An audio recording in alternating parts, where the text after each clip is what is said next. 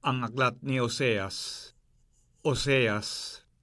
Kabanata 1. Ang salita ng Panginoon na dumating kay Oseas na anak ni Beeri ng mga kaarawan ni Osias, ni Hotam, ni Ahas, at ni Ezekias na mga hari sa Huda, at ng mga kaarawan ni Jeroboam na anak ni Joas na hari sa Israel. Nang unang magsalita ang Panginoon sa pamamagitan ni Oseas, sinabi ng Panginoon kay Oseas, "Yumaong ka, mag-asawa ka sa isang patutot at mga anak sa patutot, sapagkat ang lupain ay gumagawa ng malaking pagpapatutot na humihiwalay sa Panginoon." Sa gayoy yumaon siya, at kinuha niya si Gomer na anak ni Diblaim, at siya'y naglihi, at nanganak sa kanya ng isang lalaki. At sinabi ng Panginoon sa kanya, "Tawagin mo ang kanyang pangalang Jezreel, sapagkat sandali pa at aking igaganti ang dugo ng Jezreel sa sambahayan ni Jehu, at aking papaglilikatin ang kaharian ng sambahayan ni Israel. At mangyayari sa araw na yaon na aking babaliin ang busog ng Israel sa libis ng Jezreel." At siya'y naglihi uli at nanganak ng isang babae. At sinabi ng Panginoon sa kanya, "Tawagin mo ang kanyang pangalang Loruhama, sapagkat hindi na ako magdadalang habag sa sambahayan ni Israel, na sa anuman ay hindi ko patatawarin sila. Ngunit ako'y maaawa sa sambahayan ni Huda, at ililigtas ko sila sa pamamagitan ng Panginoon nilang Diyos.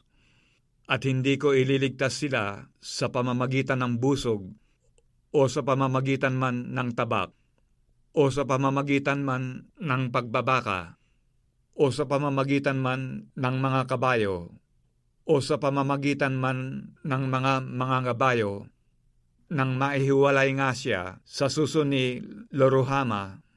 Siya'y naglihi at nanganak ng isang lalaki.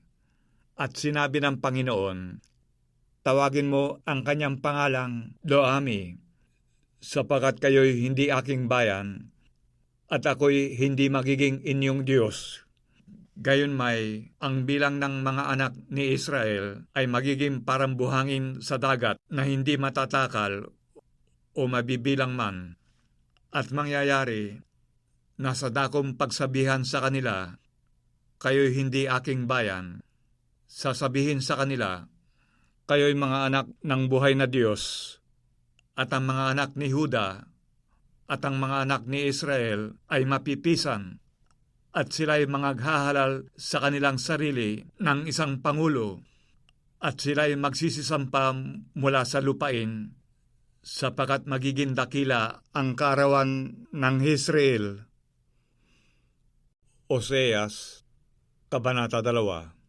Sabihin ninyo sa inyong mga kapatid na lalaki, Ami, at sa inyong mga kapatid na babae ay, Ruhama, makipagtalo kayo sa inyong ina, makipagtalo kayo, sapagkat siya'y hindi ko asawa, ni ako man ay kanyang asawa, at alisin niya ang kanyang pagpapatutot sa kanyang mukha, at ang kanyang pangalunya sa pagitan ng kanyang mga suso. Baka siya'y aking hubaran, at aking ilagay siya na gaya ng araw na siya'y ipanganak, at gawin ko siyang parang isang ilang, at ilagay ko siyang parang isang tuyong lupa, at patayin ko siya sa uhaw. Oo, sa kanyang mga anak ay hindi ako magdadalang habag, sapagkat sila'y mga anak sa patutot, sapagkat ang kanilang ina ay nagpatutot. Siya na naglihi sa kanila ay gumawa ng kahiya-hiya, sapagkat kanyang sinabi, "Ako'y susunod sa mga mangingibig sa akin, na nangagbibigay sa akin ng aking tinapay at ng aking tubig, ng aking lana at ng aking lino, ng langis ko at ng inumin ko. Kaya't narito, aking babakuran ng mga tinik ng iyong daan, at ako'y gagawa ng bakod laban sa kanya, na hindi niya masusumpungan ang kanyang mga landas. At siya'y susunod sa mga mangingibig sa kanya, ngunit hindi niya sila aabutan, at hahanapin niya sila, ngunit hindi niya sila masusumpungan. Kung magkagayoy, sasabihin niya, ako'y yayaon at babalik sa aking unang asawa, sapagat naging mabuti sa akin kaysa ngayon, sapagat hindi niya naalaman na ako ang nagbigay sa kanya ng trigo at ng alak at ng langis, at nagpaparami sa kanya ng pilak at ginto na kanilang ginamit kay Baal. Kaya't aking babawiin ang aking trigo sa panahon niyaon, at ang aking alak sa panahon niyaon, at aking aalisin ang aking lana at ang aking lino na sana'y tatakip sa kanyang kahubaran. At ngayon aking ililitaw ang kanyang kahalayan sa paningin ng mga mangingibig sa kanya, at walang magliligtas sa kanya mula sa aking kamay.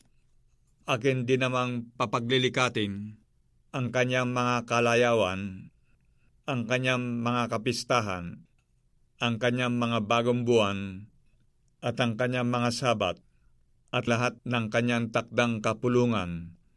At aking iwawasak ang kanyang mga puno ng ubas, at ang kanyang mga puno ng higos, na siya niyang sinasabi, ang mga ito ang aking kaupahan na ibinigay sa akin ng mga mangingibig sa akin, at ang mga yaoy aking gagawing isang gubat, at kakanin ng mga hayop sa parang, at aking dadalawin sa kanya ang mga kaarawan ng mga Baal, na siya niyang pinagsusunugan ng kamangyan, nang siya'y nagpaparanya ng kanyang mga hikaw at kanyang mga hiyas, at sumusunod sa mga mangingibig sa kanya, at kinalilimutan ako, sabi ng Panginoon. Kaya't narito, akin siyang hihikayatin, at dadalhin siya sa ilang, at pagsasalitaan ko siyang may pag-aliw, at ibibigay ko sa kanya ang kanyang mga ubasan mula roon, at ang libis ng akor na pinakapintuan ng pag-asa, at siya'y sasagot doon, gaya ng mga kaarawan ng kanyang kabataan, at gaya ng araw na siya'y sumampa mula sa lupain ng Ehipto. At mangyayari sa araw na yaon, sabi ng Panginoon, natatawagin mo akong Ishi, at hindi mo na ako tatawagin Baali, sapagat aking aalisin ang mga pangalan ng mga Baal sa kanyang bibig, at siya'y hindi na babanggitin pa sa pamamagitan ng kanilang pangalan. At sa araw na yaon ay ipakikipagtipan ko sila sa mga hayop sa parang, at sa mga ibon sa himpapawid, at sa mga bagay na nagsisiusad sa lupa, at aking babaliin ang busog at ang tabak, at patitigilin ko ang pagbabaka sa lupain, at aking silang pahihingaing tiwasay, at ako'y magiging asawa mo magpakailanman. Oo, magiging asawa mo ako sa katwiran, at sa kahatulan, at sa kagandahang loob, at sa mga kaawaan. Magiging asawa mo rin ako sa pagtatapat, at inyong makikilala ang Panginoon. At mangyayari sa araw na yaon na ako'y sasagot, sabi ng Panginoon. Ako'y sasagot sa langit, at sila'y magsisisagot sa lupa, at ang lupa'y sasagot sa trigo, at sa alak, at sa langis, at sila'y magsisisagot sa Jezreel, at aking itatawag siya para sa akin sa lupa, at ako'y magdadalang habag sa kanya na hindi nagtamon ng kahabagan, at aking sasabihin sa kanila na hindi ko bayan. Ikaw ay ang aking bayan, at siya'y magsasabi, ikaw ay ang aking Diyos. Oseas, Kabanata 3. At sinabi ng Panginoon sa akin, yumaong ka pa, suminta ka sa isang babae na minamahal ng kanyang kaibigan, at mangangalunya sa makatwid bagay ng gaya ng pag-ibig ng Panginoon sa mga anak ni Israel, bagamat sila'y nagsisipihit sa ibang mga Diyos at nangagkakagusto ng mga binilong pasas. Sa gayoy, binili ko siya para sa akin ng 15 putol na pilak at ng 1 homer na sibada at ng kalahating homer na sibada. At sinabi ko sa kanya, ikaw ay mapapasa akin na maraming araw. Ikaw ay hindi magpapatutot at ikaw ay hindi na magiging asawa pa ng ibang lalaki. Kaya't ako naman ay sasa iyo, sapagkat ang mga anak ni Israel ay magsisitahang maraming araw na walang hari, at walang prinsipe, at walang hain, at walang haligi, at walang ipod o mga terap. Pagkatapos ay manunumbalig ang mga anak ni Israel at hahanapin ang Panginoon nilang Diyos at si David na kanilang hari at magsisiparitong may takot sa Panginoon at sa kanyang kabutihan sa mga huling araw. Oseas, Kabanata 4. Dinggin ninyo ang salita ng Panginoon, ninyong mga anak ni Israel, sapagkat ang Panginoon ay may pakikipagkaalit sa mga mananahan sa lupain, sapagkat walang katotohanan, ni kaawaan man, ni kaalaman man, tungkol sa Diyos sa lupain. Wala kundi pagsumpa at kawalan ng pagtatapat at pagpatay, pagnanakaw, at pangangalunya. Sila'y nagsisidaluhong at nagkakabubuan ng dugo. Kaya't ang lupain ay tatangis, at bawat tumatahan doon ay manglulupaypay, kasama ng mga hayop sa parang at ng mga ibon sa himpapawid. Oo, ang mga isda rin naman sa dagat ay mga huhuli. Gayon may huwag makipaglaban ang sinuman, o sumaway man ang sinuman, sapagkat ang inyong bayan ay gaya ng nakikipaglaban sa saserdote, at ikaw ay matitisod sa araw, at ang propeta naman ay matitisod na kasama mo sa gabi, at aking papatayin ang iyong ina. Ang aking bayan ay nasira dahil sa kakulangan ng kaalaman, sapagkat ikaw ay nagtakwil ng kaalaman. Akin namang itatakwil ka, upang ikaw ay huwag maging saserdote ko. Yamang inyong nilimot ang kautusan ng inyong Diyos. Akin namang kalilimutan ang inyong mga anak. Kung paanong sila'y nagsidami, gayon sila nangagkasala laban sa akin. Aking papalitan ng kahihiyan ang kanilang kaluwalhatian. Sila'y nagsisikain sa kasalanan ng aking bayan, at inilalagak ang kanilang puso sa kanilang kasamaan. At mangyayari na kung paano ang bayan, gayon ang saserdote, at aking silang parurusahan dahil sa kanilang mga lakad, at aking gagantihin sa kanila ang kanilang mga gawa, at sila'y magsisikain, at hindi mga bubusog, sila'y magpapatutot, at hindi dadami, sapagkat sila'y nangagwalang bahala sa Panginoon. Ang pagpapatutot at ang alak at bagong alak ay nag-aalis ng kaalaman. Ang aking bayan ay humingi ng payo sa kanilang tungkod, at ang kanilang tungkod ay nagpapahayag sa kanila, sapagkat ang pagpapatutot ay naligaw sa kanila, at sila'y nagpatutot na nagsisihiwalay sa kanilang Diyos. Sila'y nangaghahain sa mga taluktok na mga bundok, at nangagsusunog ng kamangyan sa mga burol, sa ilalim ng mga ensina at ng mga alamo at ng mga roble, sapagkat ang lilim ng mga yaon ay mabuti, kaya't ang inyong mga anak na babae ay nagpatutot, at ang inyong mga manugang na babae ay nangangalunya. Hindi ko parurusahan ang inyong mga anak na babae pagka sila'y nagpapatutot, ni ang inyong mga manugang na babae man pagka sila'y nangangalunya, sapagat ang mga lalaki sa kanilang sarili ay nagsisiyaon kasama ng mga patutot, at sila'y nangaghahain na kasama ng mga patutot, at ang bayan na hindi nakakaalam ay nawawasak. Bagaman ikaw, o Israel, ay nagpapatutot, gayon may huwag ipagkasala ng Huda, at huwag kayong magsiparoon sa Gilgal, ni magsisumpaman kayo sa Bet-aben, ni magsisumpaman buhay ang Panginoon, sapagat ang Israel ay nagpakatigas ng ulo, gaya ng isang matigas na ulo na guyang babae.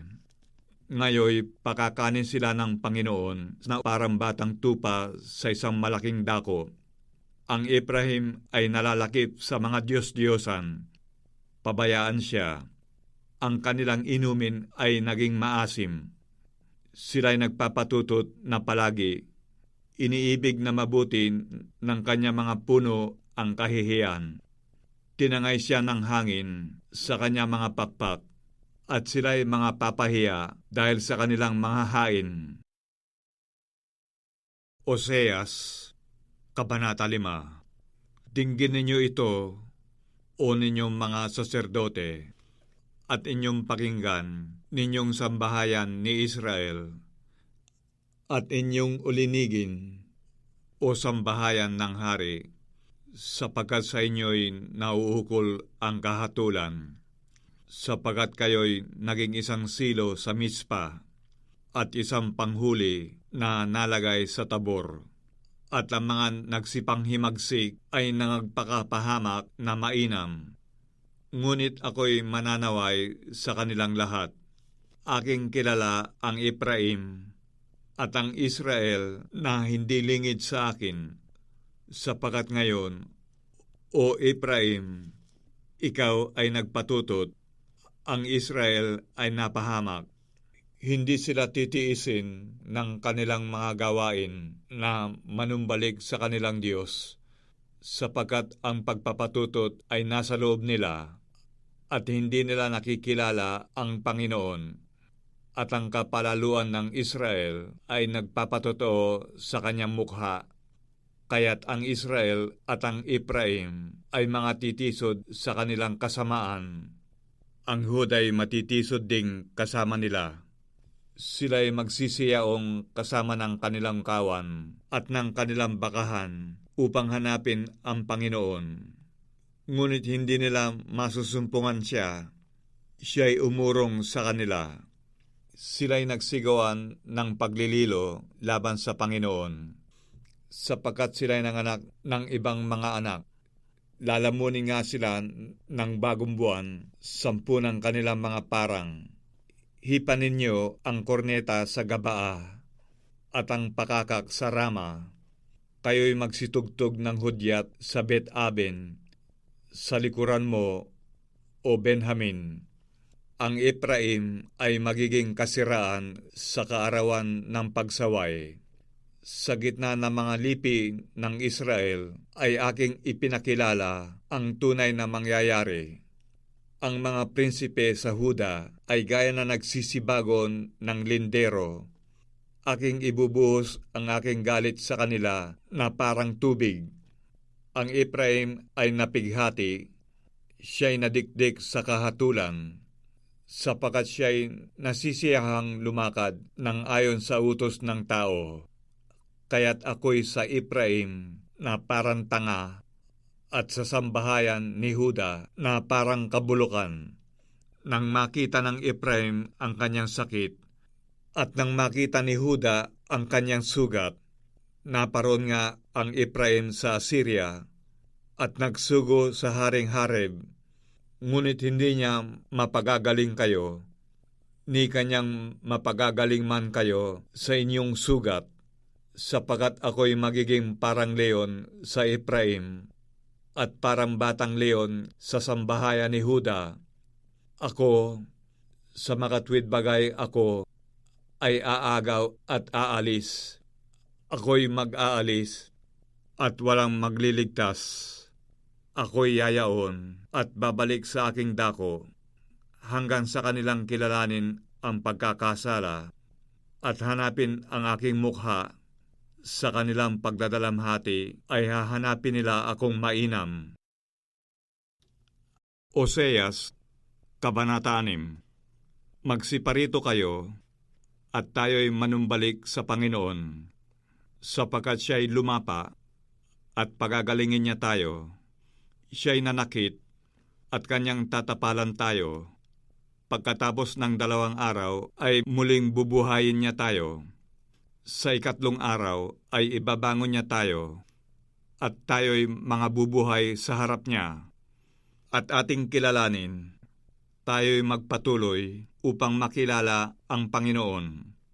Ang kanyang paglabas ay tunay na parang umaga, at siya'y paririto sa atin na parang ulan, na parang huling ulan na dumidilig ng lupa. O Ephraim, ano ang gagawin ko sa iyo? O Huda, ano ang gagawin ko sa iyo? Sapagkat ang iyong kabutihan ay parang ulap sa umaga, at parang hamog na lumalabas na maaga. Kaya't aking pinutol sila sa pamamagitan ng mga propeta. Aking pinatay sila ng mga salitan ng aking bibig. At ang inyong mga kahatulan ay parang liwanag na lumalabas.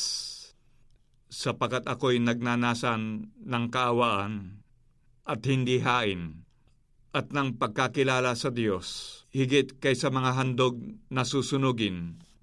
Ngunit sila, gaya ni Adan, ay sumalangsang sa tipan.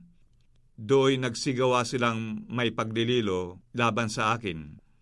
Ang Galaad ay bayang gumagawan ng kasamaan, tigmak sa dugo, at kung paanong ang mga pulutong na mga tulisan na nagsisiyabang sa isang tao, ay gayon ang pulutong na mga saserdote na nagsisipatay sa daan na dakong Sikem.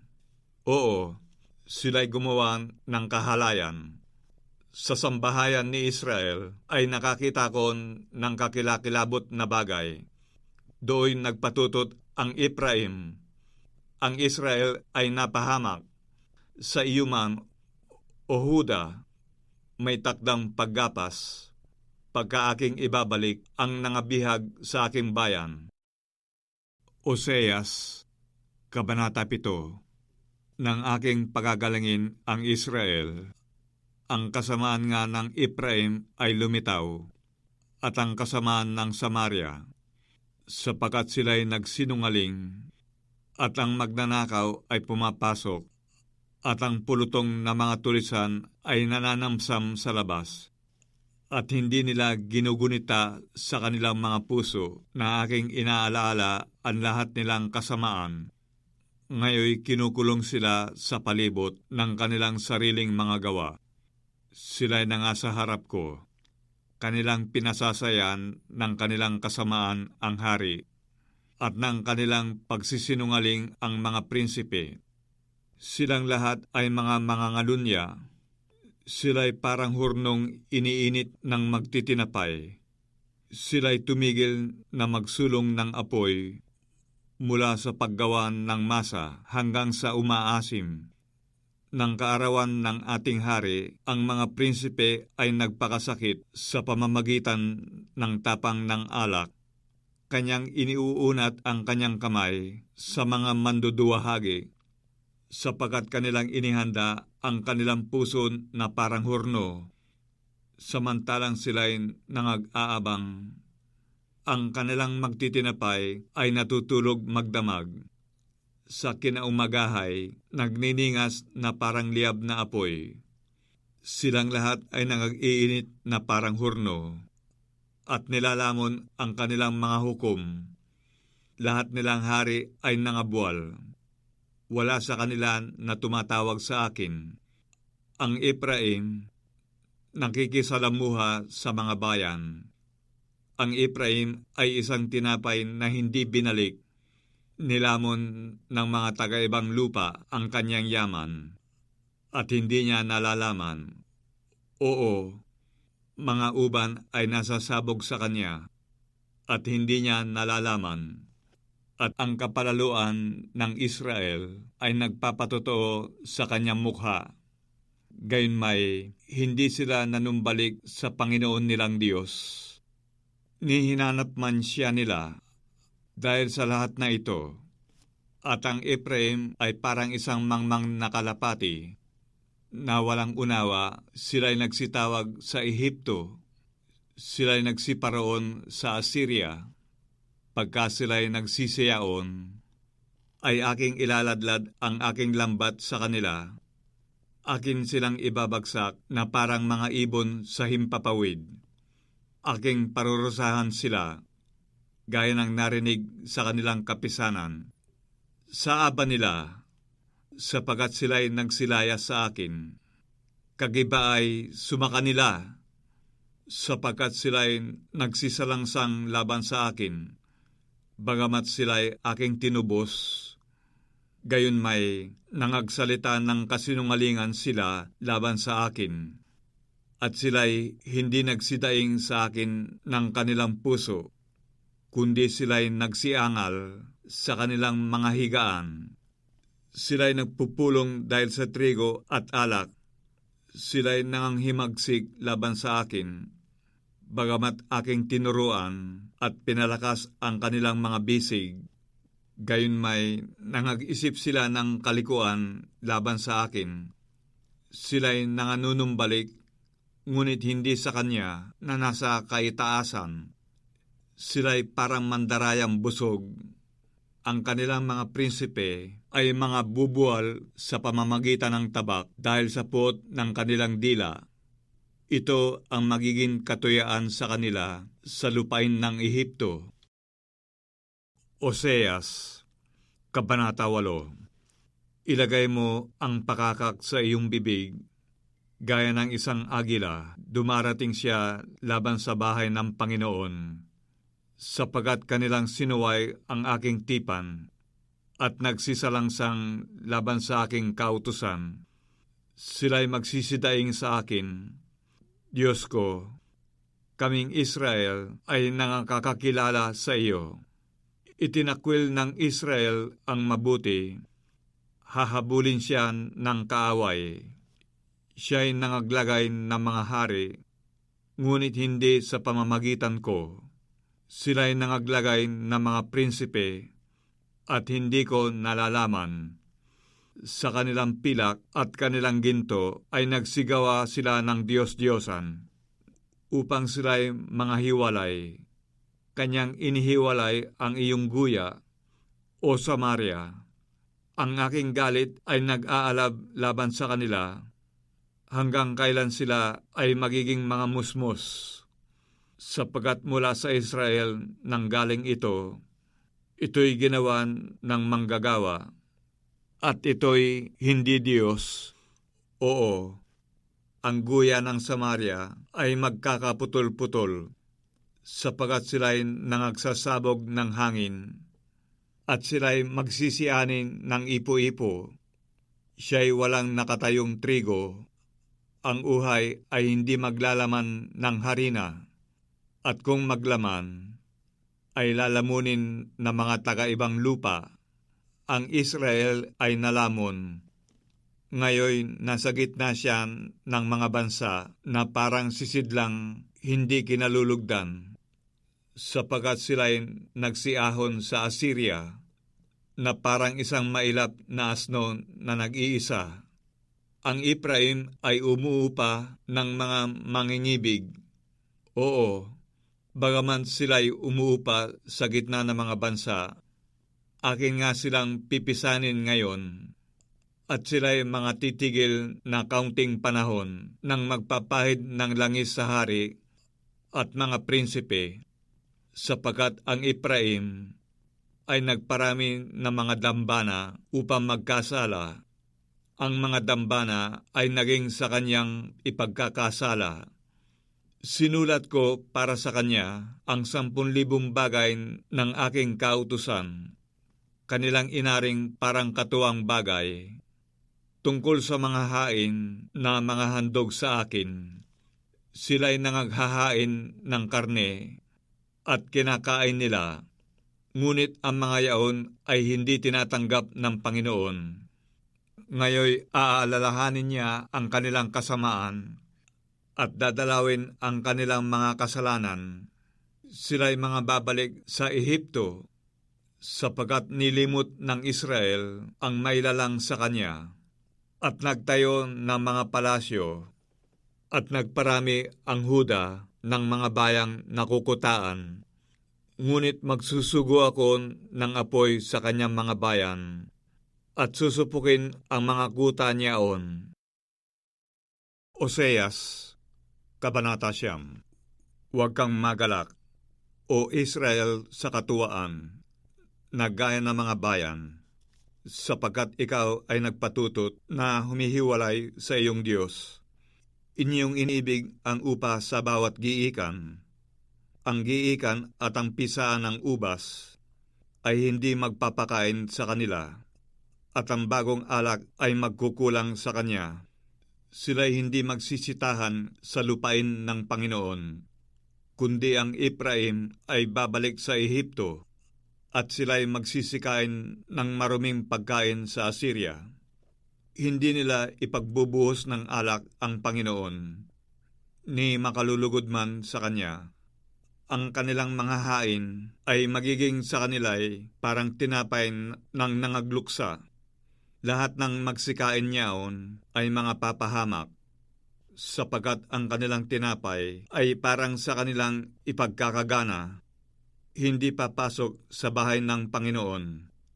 Ano ang inyong gagawin sa kaarawan ng takdang kapulungan at sa kaarawan ng kapistahan ng Panginoon? Sapagkat narito, sila'y nagsialis sa kagibaan, gayon may pipisanin sila ng Ehipto, sila'y ililibing ng Memphis. Ang kanilang maligayang mga bagay na pilak ay aariin ng dawag. Mga tinik ang sasa kanilang mga tolda. Ang mga kaarawan ng pagdalaw ay dumating. Ang mga kaarawan ng kagantihan ay dumating. Malalaman ng Israel. Ang propeta ay mangmang. Ang lalaki na may espiritu ay ulol dahil sa karamihan ng iyong kasamaan, at sapagkat ang puot ay malaki. Ang Ephraim ay bantay na kasama ng aking Diyos. Tungkol sa propeta, ay silo ng manghuhuli sa lahat ng kanyang lansangan, at pagkakaalit ay nasa bahay ng kanyang Diyos. Sila'y nangagpapahamak na mainam, na gaya ng mga kaarawan ng Gabaa. Kaniyang aalalahanin ang kanilang kasamaan. Kaniyang dadalawin ang kanilang mga kasalanan. Aking nasumpungan ang Israel na parang ubas sa ilang. Aking nakita ang iyong mga magulang na parang unang bunga sa puno ng higos sa kanyang unang kapanahunan. Ngunit sila'y nagsiparoon kay Baal Peor at nangagsitalaga sa mahalay na bagay, at naging kasuklam-suklam na gaya ng kanilang iniibig. Tungkol sa Ephraim, ang kanilang kaluwalhatian ay lilipad na parang ibon, mawawalan ng panganganak, at walang magdadalang tao, at walang paglilihi. Bagaman kanilang pinalalaki ang kanilang mga anak, gayon may aking babawalan sila na walang tao. Oo, sa aba nila pagka ako'y humiwalay sa kanila. Ang Ephraim, gaya ng aking makita ang Tiro, ay natatanim sa isang masayang dako. Ngunit ilalabas ng Ephraim ang kanyang mga anak sa tagapatay. Bigyan mo sila, O Panginoon, anong iyong ibibigay? Bigyan mo sila ng mga bahay batang maagasan at mga tuyong suso. Lahat nilang kasamaan ay nasa Gilgal, sapagkat do'y kinapuotan ko sila. Dahil sa kasamaan ng kanilang mga gawa, akin silang palalayasin sa aking bahay. Hindi ko na sila iibigin.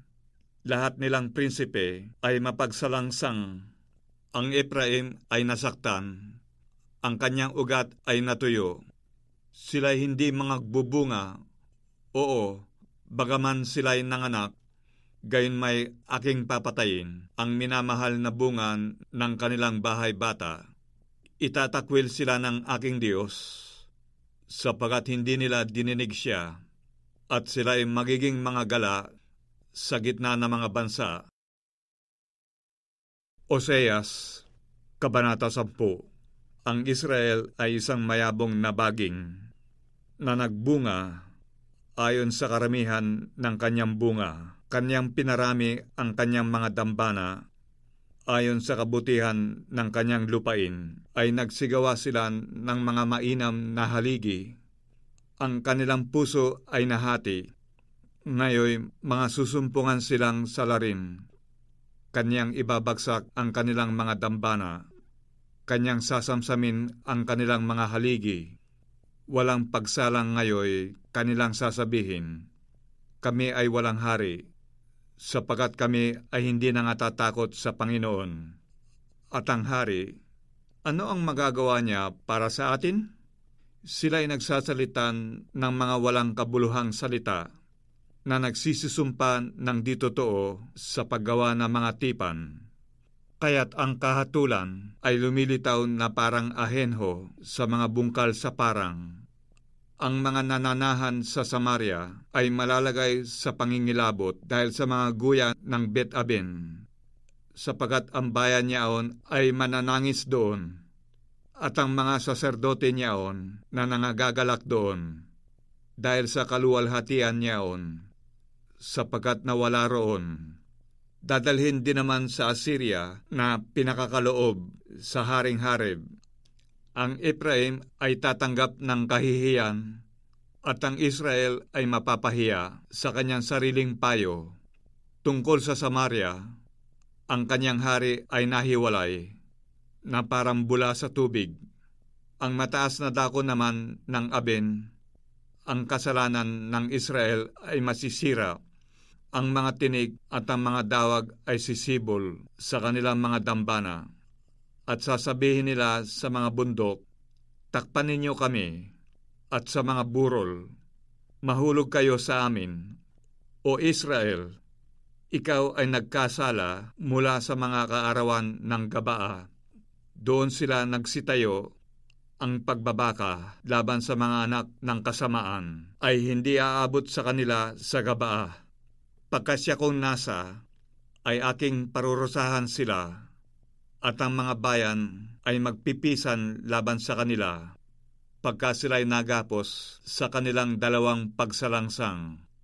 At ang Ephraim ay isang dumalagang baka na tinuturuan, na maibigin sa pag-iik ng trigo, ngunit aking pinararaan ang pamatok sa kanyang magandang leeg. Ako'y maglalagay ng isang mananakay sa Ephraim. Mag-aararo ang Huda, dudurugin ng Jacob ang kanyang mga bugal. Mangaghasik kayo sa inyong sarili sa katwiran. Magsigapas kayo ayon sa kaawaan. Bungkalin ninyo ang inyong pinabayaang bukiran, sapagkat panahon na hanapin ang Panginoon, hanggang sa siya'y dumating at magdalan ng katwiran sa inyo. Kayo'y nangaghasik ng kasamaan, kayo'y nagsianin ng kasalanan, kayo'y nagsikain ng bungan ng kabulaanan, sapagkat ikaw ay tumiwala sa iyong lakad, sa karamihan ng inyong makapangyarihang lalaki. Kaya't babangon ang isang kagulo sa inyong mga bayan, at lahat ng inyong mga katibayan ay magigiba, na gaya ni Salman na gumiba sa Bet-arbel sa kaarawan ng pagbabaka. Ang ina ay pinagluray-luray na kasama ng kanyang mga anak. Gayon ang gagawin ng Betel sa inyo dahil sa inyong malaking kasamaan. Sa pagbubukan liwayway, ang hari ng Israel ay lubos na mahihiwalay. Oseas, Kabanata 11. Nang bata pa ang Israel, aking minahal siya at tinawag kong aking anak mula sa Ehipto. Lalo silang tinawag na mga propeta ay lalo namang silang nagsihiwalay sa kanila. Sila'y nangaghahain sa mga baal at nangagsusunog ng mga kamangyan sa mga larawang inanyuan. Gayunmay aking tinuruan ang Ephraim na lumakad. Aking kinalong sila sa aking mga bisig, ngunit hindi nila kinilala na aking pinagaling sila.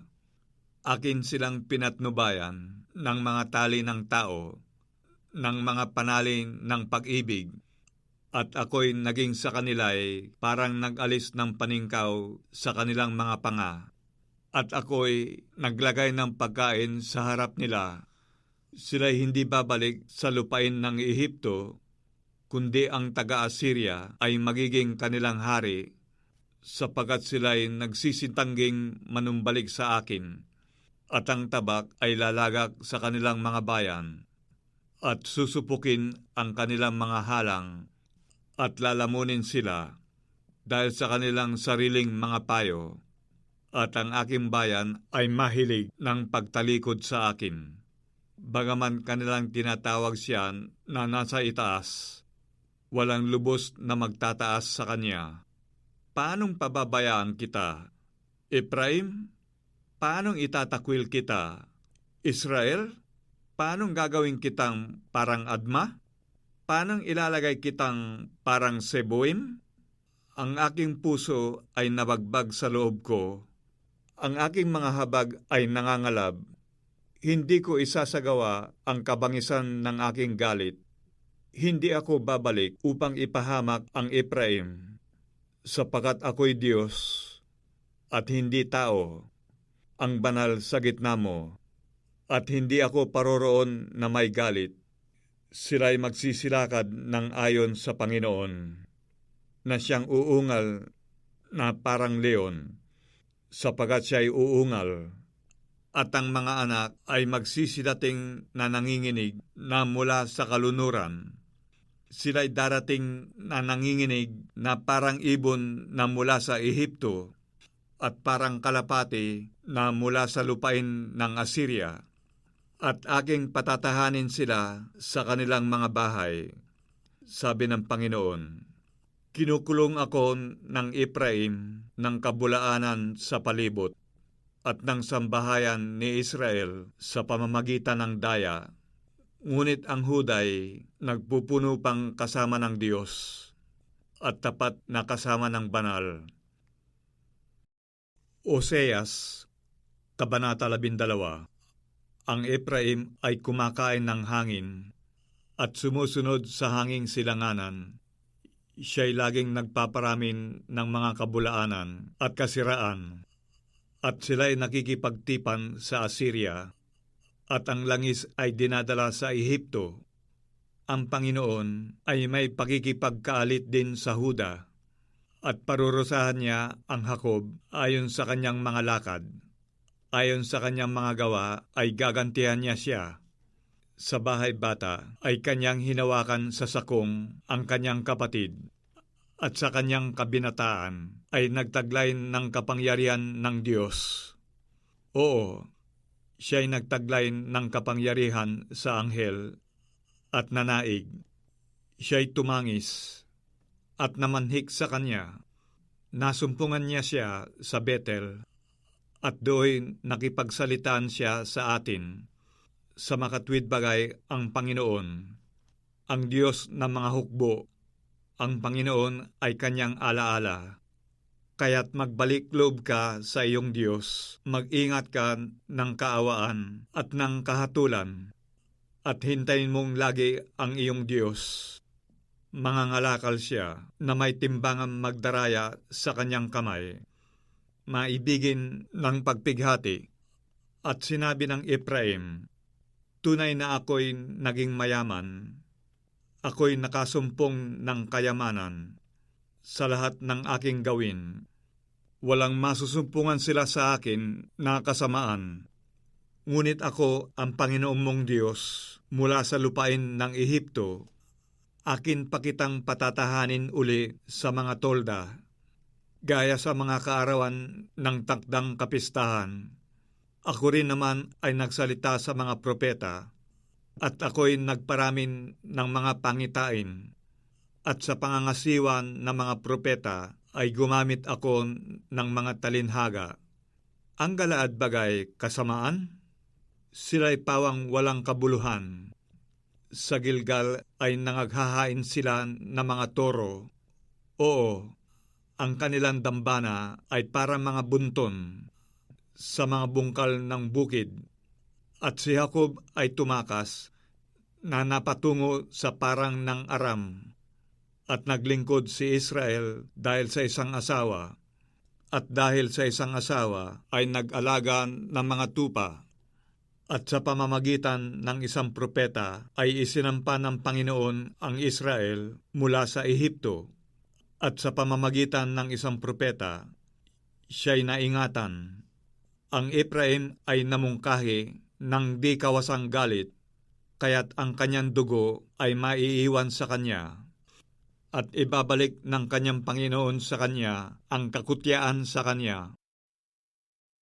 Oseas, Kabanata 13. Nang magsalita ang Ephraim, ay nagkaroon ng panginginig.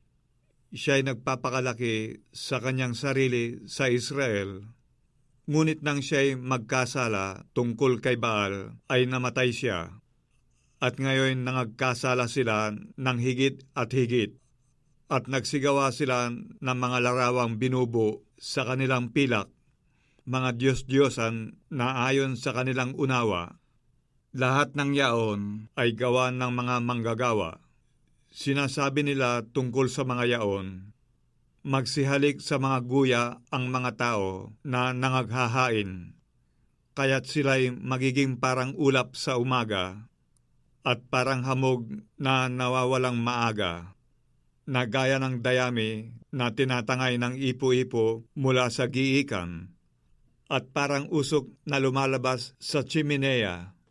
Gayunmay, ako ang Panginoong mong Diyos mula sa lupain ng Ehipto, at wala kang makikilalang Diyos kundi ako, at liban sa akin ay walang tagapagligtas. Nakilala kita sa ilang, sa lupain ng malaking katuyuan, ayon sa pastulan sa kanila. Gayon sila nangabusog, sila'y nangabusog, at ang kanilang puso ay nagmalaki. Kaya't kinalimutan nila ako, kaya't ako'y magiging parang leon sa kanila, parang leopardo na ako'y magbabantay sa tabi ng daan.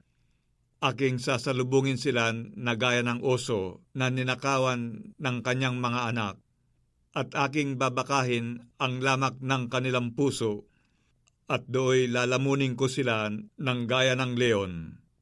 Lalapain sila ng mabangis na hayop, siyang inyong kapahamakan, O Israel, na ikaw ay laban sa akin, laban sa iyong katulong. Saan nandoon ngayon ang iyong hari upang mailigtas kanya sa lahat ng iyong bayan? At ang iyong mga hukom na iyong pinagsasabihan, bigyan mo ako ng hari at mga prinsipe? Aking binigyan ka ng hari sa aking kagalitan, at inalis ko siya sa aking poot. Ang kasamaan ng Ephraim ay nababalot, ang kanyang kasalanan ay nabubunton. Ang mga kapanglawan ng nagdaramdam na babae ay dadanasin niya. Siya ay hindi pantas na anak, sapagkat panahon na hindi sana siya marapat maghirap sa pagwawaksi ng mga yaon. Aking tutubusin sila mula sa kapangyarihan ng Sheol. Aking tutubusin sila mula sa kamatayan. O kamatayan, saan nandoon ang iyong mga salot? O Sheol, saan nandoon ang iyong kasiraan? Pagsisisi ay malilingid sa aking mga mata, bagaman siya'y mabunga sa kanyang mga kapatid. Isang hanging silanganan ay darating. Ang hinga ng Panginoon ay umiilang lang mula sa ilang, at ang kanyang tipunan ng tubig ay magiging tuyo, at ang kanyang bukal ay matutuyo. Kanyang sasansamin ang kayamanan ng lahat na maligayang kasangkapan. Tataglayin ng Samaria ang kanyang sala. sapagkat siya'y naghimagsik laban sa kanyang Diyos. Sila'y mga bubuwal sa pamamagitan ng tabak, at ang kanilang mga sanggol ay pagluluray-lurayin, at ang kanilang mga nagdadalang tao ay paluluwain ang bituka. Oseas, Kabanata 14. O Israel, manumbalik ka sa Panginoon mong Diyos, sapagkat ikaw ay nabuwal dahil sa iyong kasamaan. Magpahayag kayo na may pagsisisi, at magsipanumbalik kayo sa Panginoon. Sabihin ninyo sa Kanya, alisin mo ang buong kasamaan, at tanggapin mo ang mabuti. Sa gayoy, aming ilalagak na parang mga toro ang handog ng aming mga labi. Hindi kami ililigtas ng Assyria. Kami ay hindi sasakay sa mga kabayo, ni magsasabi pa man kami sa gawa ng aming mga kamay. Kayo'y aming mga Diyos, sapagkat dahil sa iyo'y nakakasumpong ng kaawaan ang ulila. Aking gagamutin ang kanilang pagtalikod. Akin silang iibiging may kalayaan, sapagkat ang aking galit ay humiwalay sa kanya. Ako'y magiging parang hamog sa Israel. Siya'y bubukang parang lila, at kakalat ang kanyang ugat na parang Libano. Ang kanyang mga sanga ay magsisiyabong, at ang kanyang kagandahan ay magiging parang puno ng ulibo, at ang kanyang bango ay parang Libano. Silang nagsisitahan sa kanyang lilim ay manunumbalik. Sila'y mga bubuhay uling gaya ng trigo, at mga mumulaklak na gaya ng puno ng ubas. At ang amoy ay magiging gaya ng alak ng Libano.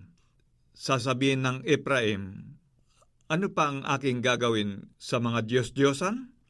Ako'y sasagot, at aking hahalatain siya. Ako'y parang sariwang abeto. Mula sa akin ay nasusumpungan ang iyong bunga. Sino ang pantas? At siya'y makakaunawa ng mga bagay na ito? At mabait? At kanyang mga lalaman? Sapagkat ang mga daan ng Panginoon ay matutuwid at lalakaran ng mga ganap, ngunit kabubuwalan ng mga mananalangsang.